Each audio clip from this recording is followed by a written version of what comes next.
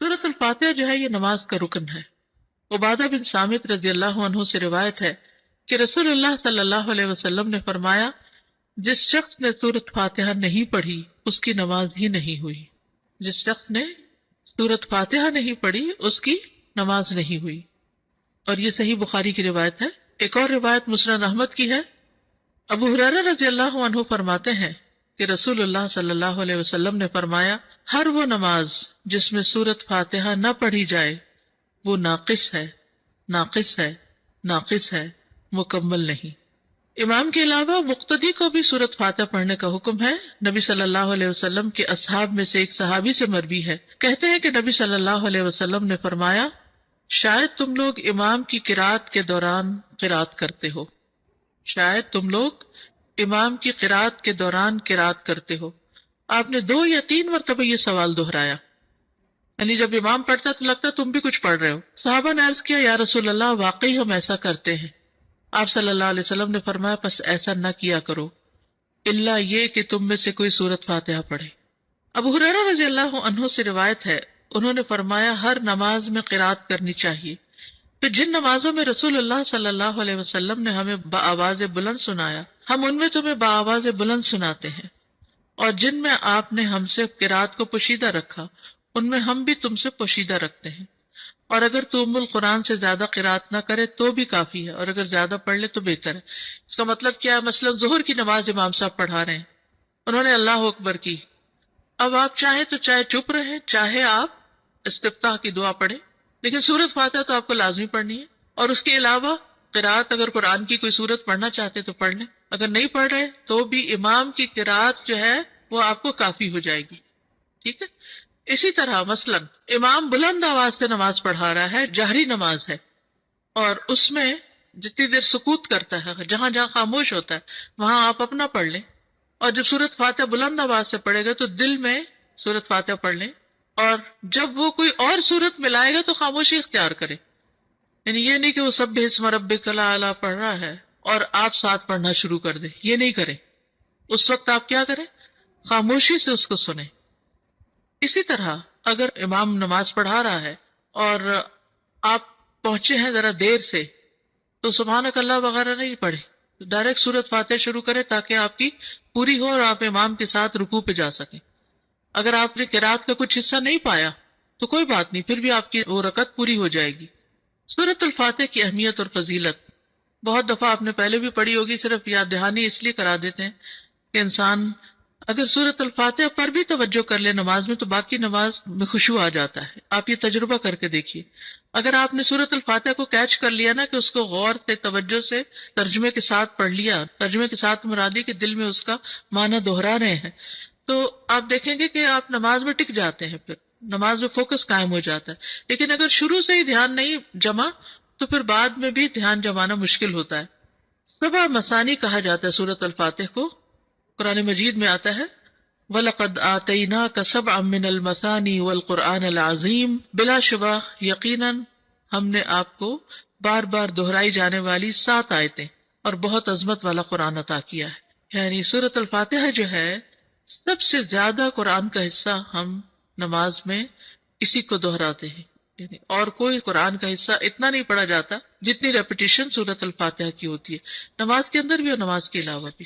تو اسی لیے اس کو سبع من المثانی، دہرائی جانے والی 7 آیتیں۔ رسول اللہ صلی اللہ علیہ وسلم نے فرمایا، اللہ عز و جل نے ام القرآن فاتحہ جیسی سورت نہ تورات میں نازل فرمائی اور نہ ہی انجیل میں، اور یہی 7 مثانی ہے، اور اللہ تعالیٰ فرماتے ہیں یہی سورت میرے اور میرے بندے کے درمیان تقسیم شدہ ہے، اور میرے بندے کو وہی ملے گا جو وہ مانگے گا۔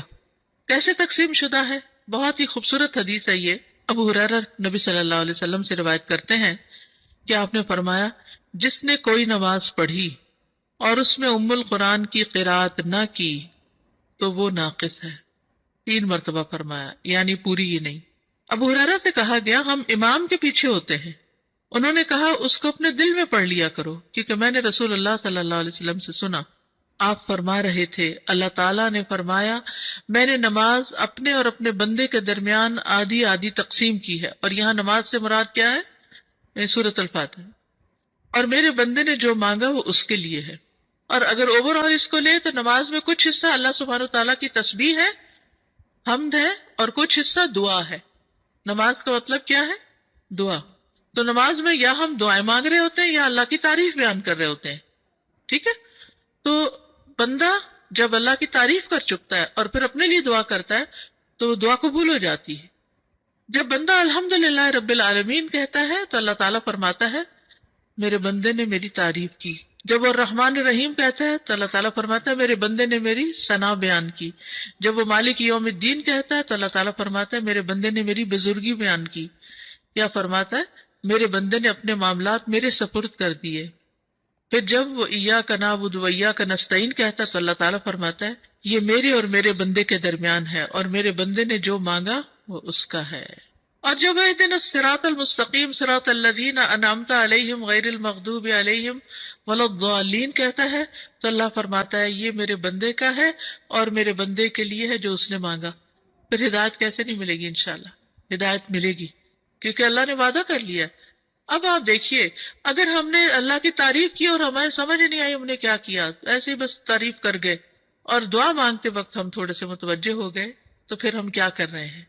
تو سورۃ الفاتحہ کی ایک خوبی یہ ہے کہ یہ اللہ اور بندے کے درمیان تقسیم ہے۔